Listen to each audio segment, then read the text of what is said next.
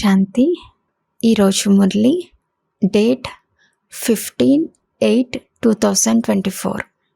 బాబా చెప్తున్నారు, మధురమైన పిల్లల్లారా, మీకు సత్యమైన స్వతంత్రంనిచ్చేందుకు, యమదూతల శిక్షల నుండి ముక్తులుగా చేసేందుకు, రావణుని పరతంత్రం నుండి విడిపించేందుకు తండ్రి వచ్చారు. ప్రశ్న: తండ్రి అర్థం చేయించు విధానానికి మీరు అర్థం చేయించు విధానానికి గల ముఖ్య తేడా ఏమిటి? జవాబు: తండ్రి అర్థం చేయించినప్పుడు మధురమైన పిల్లల్లారా అంటూ తెలిపిస్తారు. దానివలన తండ్రి మాటల బాణం నాటుకుంటుంది. పిల్లలైన మీరు పరస్పరంలో సోదరులకు అర్థం చేయిస్తారు. కనుక మీరు మధురమైన పిల్లల్లారా అని అనలేరు. తండ్రి పెద్దవారు కనుక వారి మాటలకు ప్రభావం ఉంటుంది. వారు పిల్లలకు అనుభూతి చేయిస్తారు. పిల్లల్లారా, మీకు సిగ్గు కలగటం లేదా? మీరు పతితులైపోయారు, ఇప్పుడు పావనంగా అవ్వండి అని అంటారు. ఓం శాంతి. బేహద్ ఆత్మీక తండ్రి బేహద్ ఆత్మీక పిల్లలకు కూర్చుని అర్థం చేయిస్తున్నారు. ఇప్పుడు విషయం బేహద్ తండ్రికి బేహద్ పిల్లలకు మాత్రమే తెలుసు. ఇతరులెవ్వరికీ బేహద్ తండ్రి గురించి తెలియదు. అంతేకాక ఇతరులెవ్వరూ తమను తాము బేహద్ తండ్రి పిల్లలమని భావించరు. బ్రహ్మ ముఖవంశావళి వారు మాత్రమే అర్థం చేసుకుంటారు, అంగీకరిస్తారు. ఇతరులెవ్వరూ అంగీకరించలేరు. ఆది దేవుడనబడే బ్రహ్మ కూడా తప్పకుండా కావాలి. అతనిలో తండ్రి ప్రవేశిస్తారు. తండ్రి వచ్చి ఏం చేస్తారు? పావనంగా అవ్వాలని చెప్తారు. స్వయాన్ని ఆత్మ అని నిశ్చయించుకోండని తండ్రి శ్రీమతంనిస్తారు. పిల్లలకు ఆత్మ పరిచయంను కూడా ఇచ్చారు. ఆత్మ బ్రుకుటి మధ్యలో నివసిస్తుంది. ఆత్మ అవినాశి అని బాబా అర్థం చేయించారు. ఈ వినాశీ శరీరం ఆత్మిక సింహాసనం. ఒకే తండ్రి పిల్లలమైన మనమందరము పరస్పరంలో సోదరులమని మీకు తెలుసు. ఈశ్వరుడు సర్వవ్యాపి అని అనటం చాలా పెద్ద తప్పు. ప్రతి ఒక్కరిలో పంచవికారాలు ప్రవేశమై ఉన్నాయని మీరు బాగా అర్థం చేయిస్తారు. ఇప్పుడు చాలామంది వీరు కరెక్ట్గా చెప్తున్నారని అర్థం చేసుకుంటారు. మనం సోదరులమైతే తండ్రి నుండి తప్పకుండా వారసత్వం లభించాలి. కానీ ఇక్కడ నుండి వెలుపలికి వెళ్ళగానే మాయ తుఫాన్లు చిక్కుకుంటారు. ఎవరో ఒకరు స్థిరంగా నిలుస్తారు. అన్ని స్థానాలలో ఇలాగే ఉంటుంది.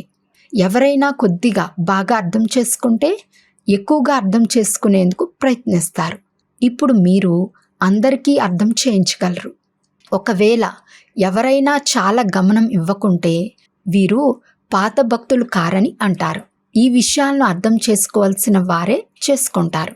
ఎవరైనా అర్థం చేసుకోకుంటే వారు ఇతరులకు కూడా అర్థం చేయించలేరు. మీ వద్ద కూడా నెంబర్ వారుగా ఉన్నారు. ఎవరైనా మంచి గొప్ప వ్యక్తులు వస్తే వారికి అర్థం చేయించేందుకు బాగా తెలిపించే వారినే పంపుతారు. అప్పుడే కొంచెమైనా అర్థం చేసుకోగలరు. కానీ పెద్దవారు అంత త్వరగా అర్థం చేసుకోలేరని తెలుసు. వీరు చాలా బాగా అర్థం చేయిస్తున్నారని అభిప్రాయాన్ని రాసిస్తారు. తండ్రి పరిచయాన్ని పూర్తిగా ఇస్తారు. కానీ వారికి ఫుర్సత్ ఎక్కడుంది అంటే సమయం ఎక్కడుంది? బేహద్ తండ్రిని స్మృతి చేస్తే వికర్మలు వినాశనం అవుతాయని మీరు చెప్తారు. ఇప్పుడు తండ్రి నేరుగా ఆత్మలమైన మనతో మాట్లాడతారని మీకు తెలుసు. ప్రత్యక్షంగా వినటం వలన బాణం బాగా తగులుతుంది. ఇతరుల బీకేల ద్వారా వింటారు. ఇక్కడ పరంపిత పరమాత్మ బ్రహ్మ ద్వారా నేరుగా అర్థం చేయిస్తున్నారు. ఓ పిల్లల్లారా, మీరు తండ్రి చెప్పిన దానిని అంగీకరించారా? మీరు ఇతరులకు ఈ విధంగా చెప్పలేరు కదా. అక్కడైతే తండ్రి లేరు, ఇక్కడ తండ్రి కూర్చుని ఉన్నారు. తండ్రియే మాట్లాడతారు. పిల్లలు, మీరు తండ్రి మాటలు కూడా విన్నారా? అజ్ఞాన సమయంలో కూడా తండ్రి అర్థం చేయించేందుకు, సోదరుడు అర్థం చేయించేందుకు తేడా ఉంటుంది. తండ్రి చెప్పినప్పుడు పడినంత ప్రభావం సోదరుడు చెప్పినప్పుడు పడదు. తండ్రి ఎంతైనా పెద్దవాడు కదా, కనుక భయం ఉంటుంది. మీకు కూడా తండ్రి అర్థం చేయిస్తున్నారు. తండ్రినైన నన్ను స్మృతి చేయండి. క్షణక్షణం మర్చిపోయేందుకు మీకు సిగ్గేయటం లేదా? తండ్రి నేరుగా చెప్పినందున దాని ప్రభావం త్వరగా పడుతుంది. అరే, తండ్రి చెప్పిన దాన్ని పాటించలేరా? బేహద్ తండ్రి చెప్తున్నారు, ఈ జన్మలో నిర్వీకారులుగా అయితే 21 జన్మలకు నిర్వీకారులై పవిత్ర ప్రపంచానికి అధికారులుగా అవుతారు. అది అంగీకరించరు. తండ్రి మాటలు బాణం వల్లే తీక్షణంగా ఉంటాయి. తేడా అంటూ ఉంటుంది. సదా క్రొత్త వారితోనే బాబా కలుస్తూ ఉంటారని కూడా కాదు, ఉల్టా సుల్టాగా ప్రశ్నిస్తూ ఉంటారు. ఇది పూర్తిగా నూతన విషయం కనుక బుద్ధిలో కూర్చోదు. గీతలో కృష్ణుని పేరు రాసేశారు, అది సాధ్యం కాదు. ఇప్పుడు డ్రామానుసారం మీ బుద్ధిలో కూర్చుంది. మేము బాబా వద్దకు వెళ్ళాలి, నేరుగా మురళిని వినాలని మీరంతా పరిగెత్తుకుని వస్తారు. అక్కడ సోదరుల ద్వారా వినేవారు. ఇప్పుడు ఇక్కడ తండ్రి ద్వారా నేరుగా వింటారు. తండ్రి ప్రభావం ఉంటుంది. పిల్లల్లారా పిల్లల్లారా అంటూ మాట్లాడతారు. పిల్లలు, మీకు సిగ్గు కలగదా? తండ్రిని స్మృతి చేయలేరా? తండ్రిపై మీకు ప్రేమ లేదా? ఎంత సమయం స్మృతి చేస్తున్నారు? బాబా 1 గంట చేశామని పిల్లలు చెప్తారు. అరే, నిరంతరం స్మృతి చేస్తే మీ పాపాలు తొలగిపోతాయి. జన్మ జన్మల పాప భారం తలపై ఉంది. తండ్రి సన్ముఖంలో అర్థం చేయిస్తున్నారు. మీరు ఎంతగా తండ్రిని నిందించారు? మీ పైన కేసు పెట్టాలి. వార్తాపత్రికల్లో ఎవరి గురించైనా అకారణంగా నిందిస్తే కేసు పెడతారు కదా. మీరు ఏమేం చేసేవారని తండ్రి స్మృతినిప్పిస్తున్నారు? డ్రామానుసారంగా రావణుని సాంగత్య వశం అవ్వటం వలన ఇలా జరిగిందని తండ్రి చెప్తున్నారు. ఇప్పుడు భక్తి మార్గం అంతా పూర్తయింది, గడిచిపోయింది. మధ్యలో ఆపేవారు ఎవ్వరూ ఉండరు. రోజు రోజుకు దిగజారుతూ తమో ప్రధాన బుద్ధిహీనులుగా అయిపోతారు. ఎవరిని పూజిస్తున్నారో వారిని రాళ్ళు రెప్పల్లో ఉన్నారని అనేస్తారు. దీనిని బేహద్ బుద్ధిహీనత అని అంటారు. బేహద్ పిల్లలు బేహద్ బుద్ధిహీనత. ఒకవైపు శివబాబాను పూజిస్తారు, మరోవైపు ఆ తండ్రినే సర్వవ్యాపి అని అంటారు. తండ్రిని నిందించటంతా బుద్ధిహీనులైపోయామని ఇప్పుడు మీకు స్మృతి కలిగింది. ఇప్పుడు బికారుల నుండి రాజకుమారులయ్యేందుకు పురుషార్థం చేస్తున్నామని పిల్లలైన మీరు అర్థం చేసుకున్నారు. శ్రీకృష్ణుడు సత్యుగ రాజకుమారుడని, వారికి 16, 108 రాణులు ఉండేవారని, పిల్లలు ఉండేవారని చెప్తారు. ఇప్పుడు మీకు సిగ్గు కలుగుతుంది. ఎవరైనా పాపం చేస్తే భగవంతుని ముందుకు వెళ్ళి చెవులు పట్టుకుని, ఓ భగవంతుడా, చాలా పెద్ద తప్పు అయిపోయింది, దయచూపండి, క్షమించండి అని ప్రార్థిస్తారు. మీరు ఎంత పెద్ద తప్పు చేశారు? తండ్రి చెప్తున్నారు, డ్రామాలో అలా ఉంది. అలా అయినప్పుడే నేను వస్తాను. ఇప్పుడు తండ్రి చెప్తున్నారు, మీరు అన్ని ధర్మాల వారికి కళ్యాణం చేయాలి. సర్వులకు సద్గతిని ఇచ్చే తండ్రి గురించి అన్ని ధర్మాల వారు సర్వవ్యాపి అని అంటారు. ఇది ఎక్కడి నుండి నేర్చుకున్నారు? భగవాను వాచ, నేను సర్వవ్యాపిని కాదు, మీ కారణంగా ఇతరులకు కూడా ఇదే గతి పట్టింది. ఓ పతిత పావన అని పిలుస్తారు, కానీ అర్థం చేసుకోరు. మనం మొట్టమొదట ఇంటి నుండి వచ్చినప్పుడు పతితంగా ఉన్నామా? దేహాభిమానులుగా అయినందున పతితులుగా అయ్యారు. ఏ ధర్మం వారు వచ్చినా వారిని పరంపిత పరమాత్మ గురించి మీకు తెలుసా? వారు ఎవరు, ఎక్కడ నివసిస్తారు అని ప్రశ్నించాలి. అప్పుడు పైన ఉంటారా లేక సర్వవ్యాపి అని చెప్తారు. తండ్రి చెప్తున్నారు, మీ కారణంగా పూర్తి ప్రపంచం నష్ట ఖాతాల్లోకి వచ్చేసింది. మీరు నిమిత్తంగా అయ్యారు. అందరికీ అర్థం చేయించవలసి ఉంటుంది. భలే, డ్రామానుసారం జరిగిన మీరు పతితులైపోయారు కదా. అందరూ పాపాత్ములే. ఇప్పుడు పుణ్యాత్ములుగా అయ్యేందుకు నన్ను పిలుస్తారు. అన్ని ధర్మాల వారు ఇల్లైన ముక్తిధామానికి వెళ్ళాలి. అక్కడ పవిత్రంగా ఉంటారు. ఇది కూడా డ్రామాలో రచింపబడింది. ఈ విషయం తండ్రే వచ్చి అర్థం చేయిస్తారు. అన్ని ధర్మాల కొరకు ఇదే జ్ఞానం. బాబా వద్దకు సమాచారం వచ్చింది. ఎవరో ఒక ఆచార్యుడు ఇలా చెప్తాడు, మీ అందరి ఆత్మల్లో పరమాత్మ ఉన్నారని భావించి నమస్కరిస్తున్నాను. ఇంతమంది పరమాత్మలు ఎక్కడైనా ఉంటారా? కొంచెం కూడా తెలివి లేదు. ఎవరైతే ఎక్కువ భక్తి చేసి ఉండరో వారు నిలవలేరు. సేవా కేంద్రాల్లో కూడా కొందరు కొంత సమయం, ఇంకొందరు ఇంకొంత సమయం నిలుస్తారు. భక్తి తక్కువ చేశారు కనుక నిలవలేకపోయారని భావించాలి. అయినా ఎక్కడికి వెళ్తారు? ఇతర దుకాణం ఏదీ లేదు. మనుషులు త్వరగా అర్థం చేసుకునే విధంగా ఏదైనా యుక్తిని రచించాలి. ఇప్పుడు అందరికీ సందేశంను ఇవ్వాలి. తండ్రిని స్మృతి చెయ్యండి అని చెప్పాలి. మీరే పూర్తిగా స్మృతి చేయలేకుంటే మీ బాణం ఎలా తగులుతుంది? అందుకే బాబా చెప్తున్నారు, చాట్ ఉంచండి. పావనంగా అవటమే ముఖ్యమైనది. ఎంత పావనంగా అవుతారో అంత జ్ఞానం ధారణ అవుతుంది, సంతోషం కూడా కలుగుతుంది. మేము అందరినీ ఉద్ధరించాలని పిల్లలకు చాలా సంతోషం ఉండాలి. తండ్రియే వచ్చి సద్గతిని ఇస్తారు. తండ్రికి దుఃఖము సంతోషాల మాటే లేదు. ఇది తయారైన డ్రామా. మీకెటువంటి దుఃఖము ఉండరాదు. తండ్రే లభించి ఉండగా ఇంకేం కావాలి? కేవలం తండ్రి మతంను అనుసరించాలి. ఈ జ్ఞానం కూడా ఇప్పుడే లభిస్తుంది. సత్యుగంలో లభించదు. అక్కడ జ్ఞాన విషయమే ఉండదు. ఇక్కడ మీకు బేహద్ తండ్రి లభించారు కనుక మీకు స్వర్గంలో కంటే ఎక్కువ సంతోషం ఉండాలి. తండ్రి చెప్తున్నారు, విదేశాలకు కూడా వెళ్ళి మీరు ఇది అర్థం చేయించాలి. అన్ని ధర్మాల వారిపై మీకు జాలి కలుగుతుంది. ఓ భగవంతుడా, దయ చూపండి, ఆశీర్వదించండి, దుఃఖముల నుండి విముక్తి చేయండి అని ప్రార్థిస్తారు. అయితే ఏమీ అర్థం చేసుకోరు. తండ్రి అనేక ప్రకారాల యుక్తులు తెలిపిస్తారు. మీరు రావణుని జైల్లో పడి ఉన్నారని అందరికీ తెలిపించండి. స్వతంత్రం లభించాలని అంటారు. కానీ వాస్తవానికి స్వతంత్రం అని దేనిని అంటారో ఎవ్వరికీ తెలియదు. అందరూ చిక్కుకుని ఉన్నారు. ఇప్పుడు సత్యమైన స్వతంత్రం ఇచ్చేందుకు తండ్రి వచ్చారు. అయినా రావణుని జైల్లో పరతంత్రులై పాపాలు చేస్తూ ఉంటారు. సత్యమైన స్వతంత్రం అంటే ఏమిటో మనుషులకు తెలిపించాలి. ఈ రావణ రాజ్యంలో స్వతంత్రం లేదని మీరు వార్తాపత్రికల్లో కూడా వేయించవచ్చు. చాలా సంక్షిప్తంగా రాయాలి. ఎక్కువగా రాస్తే ఎవరు అర్థం చేసుకోలేరు. వారికి చెప్పండి, మీకు స్వతంత్రత ఎక్కడ ఉంది? మీరు రావణుని జైల్లో పడి ఉన్నారు.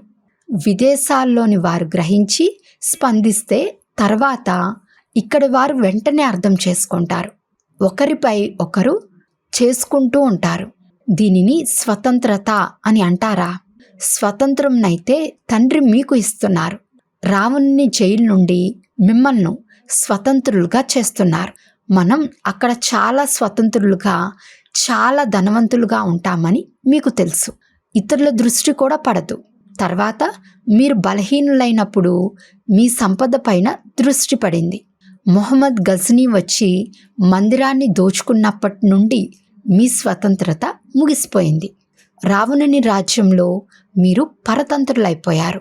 ఇప్పుడు మీరు పురుషోత్తమ సంగం యుగంలో ఉన్నారు. ఇప్పుడు సత్యమైన స్వతంత్రంను పొందుతున్నారు. వారికి స్వతంత్రం గురించే తెలియదు. కావున ఈ విషయాన్ని కూడా యుక్తిగార్థం చేయించాలి. కల్పక్రితం స్వతంత్రాన్ని పొందుకునే వారే ఇప్పుడు అంగీకరిస్తారు. మీరు అర్థం చేయిస్తున్న బుద్ధిహీనుల వలె ఎంతగానో వాదిస్తారు. సమయం వ్యర్థం చేస్తూ ఉంటే మాట్లాడాలని అనిపించదు. తండ్రి వచ్చి స్వతంత్రంను ఇస్తారు. రావణుని పరతంత్రతలో చాలా దుఃఖం ఉంది, అపారమైన దుఃఖం ఉంది. తండ్రి రాజ్యంలో మనమెంత స్వతంత్రంగా ఉంటాము. పవిత్రత దేవీ దేవతలుగా అయినప్పుడు మనం రావణ రాజ్యం నుండి విడుదలవుతాం. దీనినే సత్యమైన స్వతంత్రత అని అంటారు. సత్యమైన స్వతంత్రాన్ని తండ్రే వచ్చి ఇస్తారు. ఇప్పుడు పరాయ రాజ్యంలో అందరూ దుఃఖంలో ఉన్నారు. ఇది స్వతంత్రం లభించే పురుషోత్తమ సంగం యుగం. విదేశీ ప్రభుత్వం పోయింది కనుక స్వతంత్రులుగా అయ్యామని వారంటారు.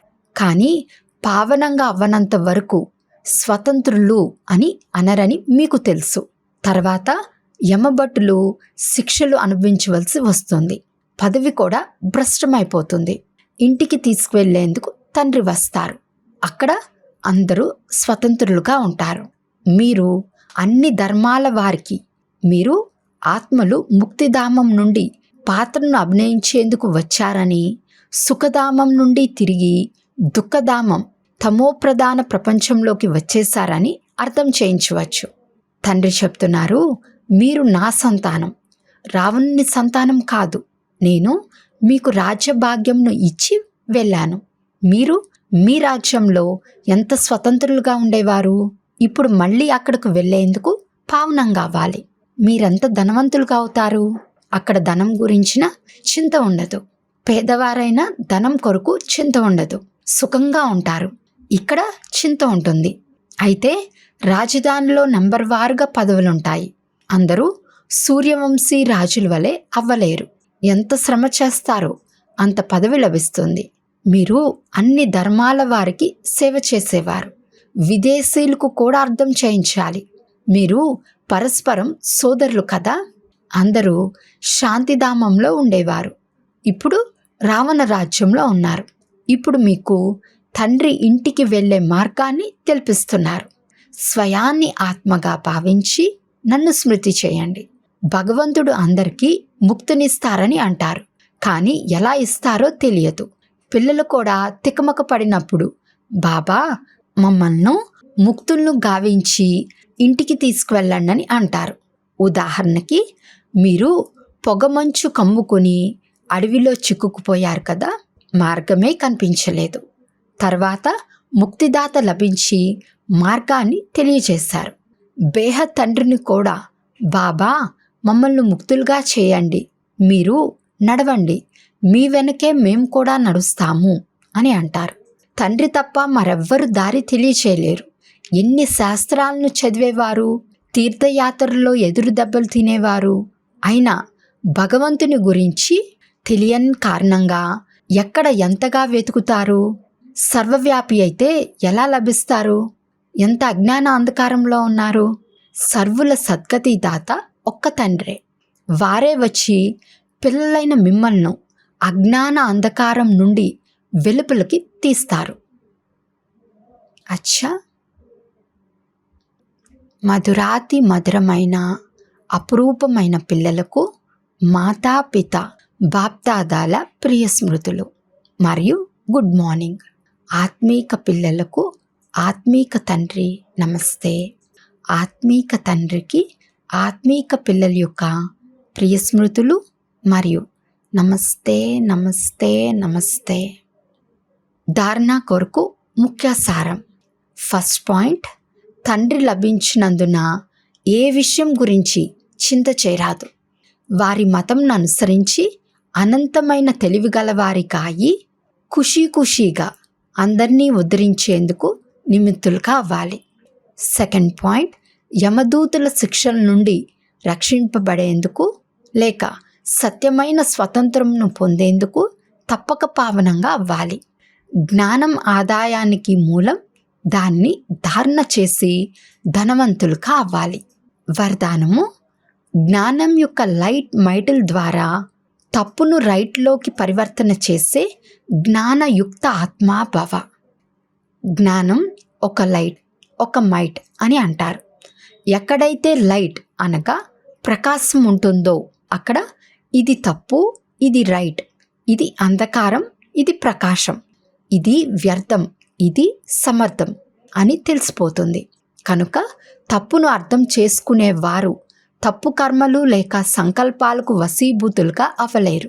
జ్ఞానయుక్త ఆత్మలు అనగా తెలివిగలవారు, జ్ఞానస్వరూపులు. వారు ఎప్పుడూ ఇలా జరిగి ఉండరాదు అని అనలేరు. కానీ వారి వద్ద తప్పును రైట్గా పరివర్తన చేసే శక్తి ఉంటుంది. స్లోగన్, ఎవరైతే శుభచింతకులుగా మరియు శుభచింతనలో ఉంటారో వారు వ్యర్థ చింతన నుండి విడుదలైపోతారు. అచ్చా, ఓం శాంతి.